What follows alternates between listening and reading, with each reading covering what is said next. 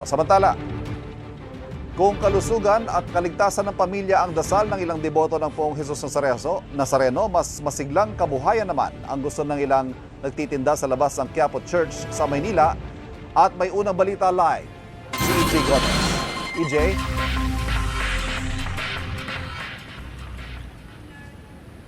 Ivan, mangilan-ngilan na nga rin yung mga kapuso nating nandito ngayon sa Quiapo Church ilang araw bago ang pista ng Poong Jesus Nazareno. Samantala, sinasamantala naman ng mga nagtitinda ng mga memorabilia ang pagbisita ng mga tao rito sa Quiapo. Ito raw ang panahon na makakabawi sila para sa mas mataas na kita.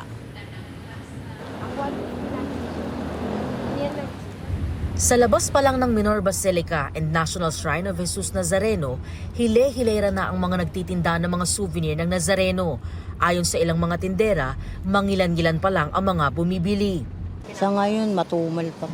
Pahirapan pa nga raw kung minsan ang paghanap ng maayos nilang mapupwestuhan, lalo't sinisita sila sa mga bawal na lugar. Sa ngayon, aabot pa lang daw sa 2,000 piso ang kanilang kita kada araw. Pag-araw ng piyesta, mga 20,000.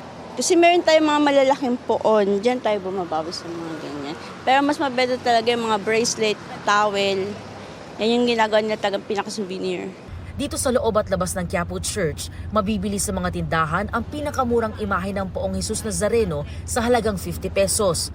Ang medium size nasa 250 pesos, habang ang large nasa 300 pesos. Ibinibenta naman ang pinakamalaki sa halagang 900 pesos hanggang 1,200 pesos. Ang mga kwintas naman, nasa 20 pesos lang. Ang kada piraso naman ng puti at colored na panyo, mabibili sa 35 pesos o kaya ay 300. May mga keychain din sa halagang 35 pesos at kalendaryo na ibinibenta ng 50 pesos. Meron din mga rosaryo na nasa 35 pesos hanggang 100 pesos.